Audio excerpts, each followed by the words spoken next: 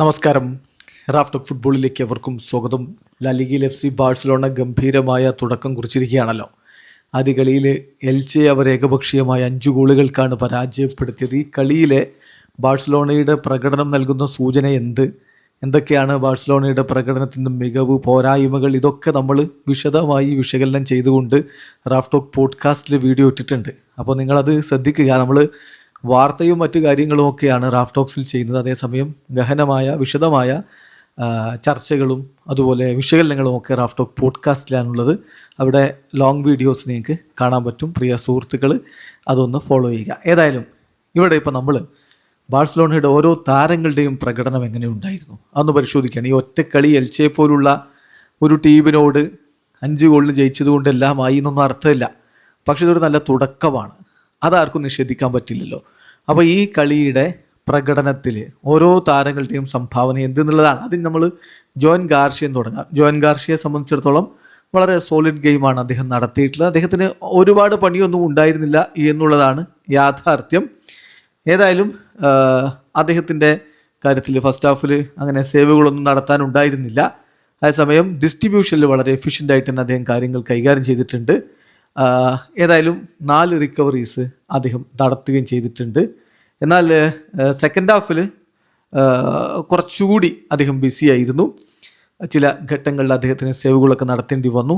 ഏതായാലും clean sheet retain ചെയ്യുന്നതിൽ അദ്ദേഹം പ്രധാനപ്പെട്ട പങ്ക് വഹിച്ചിട്ടുണ്ട്. അദ്ദേഹത്തിന് നമ്മൾ 10ൽ 7.5 റേറ്റിംഗ് കൊടുക്കുകയാണ്. എറിക് ഗാർഷ്യ എടുത്തു പറയണം. റൈറ്റ് ബാക്ക് ആയിട്ടാണ് ഈ ഒരു പുതിയ സീസണിലെ ആദ്യ മത്സരത്തിൽ അദ്ദേഹം കളിക്കാൻ ഇറങ്ങിയത്. എന്ന് പറഞ്ഞാൽ റെഗുലറായിട്ട് അദ്ദേഹത്തെ റൈറ്റ് ബാക്കിൽ കളിപ്പിക്കാനുള്ളൊരു സാധ്യതയുണ്ട്, തള്ളിക്കളയാൻ പറ്റില്ല, അലോങ് വിത്ത് യൂൾസ് കുണ്ടെ. ഏതായാലും അദ്ദേഹം വളരെ സോളിഡ് ഗെയിമാണ് ഡിഫെൻസീവ്ലി നടത്തിയിട്ടുള്ളത്. അതുപോലെ തന്നെ ഇപ്പോൾ നമുക്കറിയാം ഒരു ലാസ്റ്റ് ഡിച്ച് ക്ലിയറൻസ് ഒക്കെ അദ്ദേഹം നടത്തിയിട്ടുണ്ടായിരുന്നു. ഒരു ഫസ്റ്റ് ഹാഫിൽ ഒരു ക്ലിയർ കട്ട് ഈക്വലൈസറിനുള്ള സാധ്യത അദ്ദേഹം തടഞ്ഞു. നമുക്ക് എടുത്തു പറയേണ്ട കാര്യമാണ്. അറ്റാക്കിംഗ് കോൺട്രിബ്യൂഷൻസ് ഏതായാലും കുറച്ചുകൂടി അദ്ദേഹം വർക്ക് ചെയ്യേണ്ടതുണ്ട് ആ ഒരു ആസ്പെക്റ്റിൽ എന്നതാണ് യാഥാർത്ഥ്യം. എന്തായാലും അദ്ദേഹത്തിൻ്റെ പ്രകടനത്തിന് നമ്മൾ 10ൽ 8.5 കൊടുക്കുന്നു.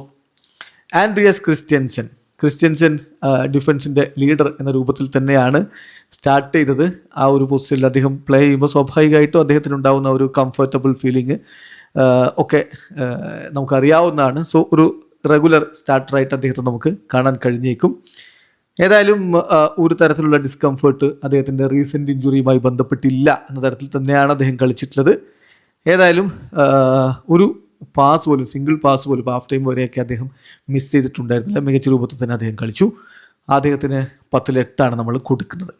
ഇനി ജെറാഡ് മാർട്ടിൻ സെൻട്രൽ ഡിഫൻസിൽ സ്റ്റാർട്ട് ചെയ്തു. എന്നിട്ട് അൻസി ഫ്ലിക്ക് എന്തുകൊണ്ട് അദ്ദേഹത്തെ ഇത്ര ഒരു ഹൈലി റേറ്റ് ചെയ്യുന്നു എന്നുള്ളതിൻ്റെ കൃത്യമായിട്ടുള്ള കാര്യം അദ്ദേഹം കാണിക്കുകയും ചെയ്തു. ഏതായാലും ഗ്രേറ്റ് കമ്പോഷർ അദ്ദേഹം ഡിഫൻസിൽ കാണിച്ചിട്ടുണ്ട്. അദ്ദേഹത്തിൻ്റെ പൊസിഷനിങ് വളരെ പെർഫെക്റ്റ് ആയിരുന്നു. ഡിസ്ട്രിബ്യൂഷൻ അതുപോലെ തന്നെ വളരെ സോളിഡായിരുന്നു. ഡിഫൻസീവ് കോൺട്രിബ്യൂഷൻസ് വളരെ മികച്ചതായിരുന്നു. അദ്ദേഹത്തിന് നമ്മൾ 10ൽ 8 കൊടുക്കുന്നു. സാവി എസ്പാർട്ട്, അപ്പോൾ അലിയാൻഡ്രോ ബാൽഡയുടെ കാര്യത്തിൽ അൺസർട്ടനിറ്റി ഉണ്ട്. അദ്ദേഹം പോകില്ല എന്ന തരത്തിലൊക്കെ ഇങ്ങനെ വന്നുകൊണ്ടിരിക്കുകയാണല്ലോ. അപ്പോൾ അതുകൊണ്ട് തന്നെ അദ്ദേഹത്തെ സ്ക്വാഡിൽ നിന്ന് ഒഴിവാക്കി സാവി എസ്പാർട്ടിനെ ലെഫ്റ്റ് ബാക്ക് ആയിട്ടാണ് കളിപ്പിച്ചത്. ഏത് പൊസിഷനിലാണ് ഇപ്പോൾ പയ്യൻ കളിക്കാത്തതെന്നാണ് തോന്നുന്നത്. After all Joao Cancelo start ചെയ്യാൻ മാത്രം ഫിറ്റ് ആയിട്ടില്ല എന്നുള്ളത് കൊണ്ടാണ് ഇത്തരത്തിലുള്ള ഒരു നീക്കത്തിലേക്ക് പോയത്. ഏതായാലും ഔട്ട് ഓഫ് പൊസിഷനിലാണ് അദ്ദേഹം കളിച്ചത്. അദ്ദേഹത്തിൻ്റെ പൊസിഷനിലല്ല കളിച്ചത്. എന്നാൽ പോലും അദ്ദേഹം മികച്ച രൂപത്തിലുള്ള പെർഫോമൻസ് നടത്തിയിട്ടുണ്ട്.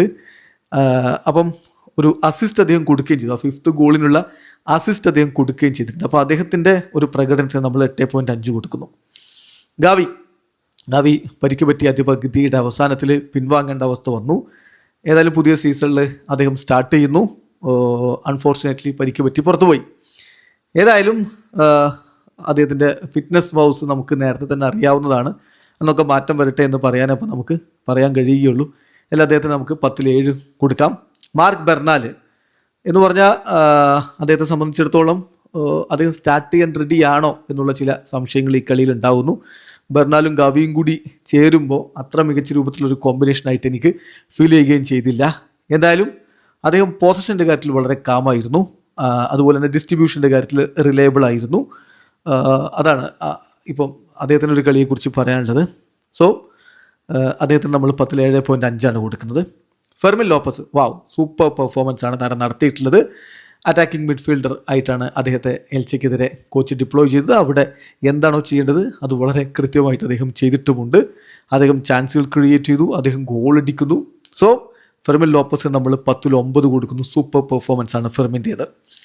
ലമീൻ യമാൽ റിലേറ്റീവ്ലി സൈലൻ്റ് ആയിട്ടുള്ളൊരു ഫസ്റ്റ് ഹാഫാണ് നമ്മൾ അദ്ദേഹത്തിൽ നിന്ന് കണ്ടത്. നല്ല രൂപത്തിലൊരു പെർഫോമൻസ് വന്നു എന്ന് അദ്ദേഹത്തിൻ്റെ മൊത്തം കളിയെടുത്താലും നമുക്ക് പറയാനുമില്ല. സബ്സ്റ്റിറ്റ്യൂട്ട് ചെയ്തപ്പോൾ അദ്ദേഹം തന്നെ വളരെ വലിയ നിരാശ പ്രകടിപ്പിക്കുന്നുണ്ട് അദ്ദേഹത്തിൻ്റെ ഒരു പ്രകടനത്തിൽ. ശരിയാകും, വരും കളികളിൽ അദ്ദേഹം മികവിലേക്ക് എത്തുമെന്ന് പ്രതീക്ഷിക്കാം. 10 7.5 അദ്ദേഹത്തിന് കൊടുക്കുക. റാഫീഞ്ഞയെ സംബന്ധിച്ചിടത്തോളം സൂപ്പർ പെർഫോമൻസ് ആണ് അദ്ദേഹം നടത്തിയിട്ടുള്ളത്.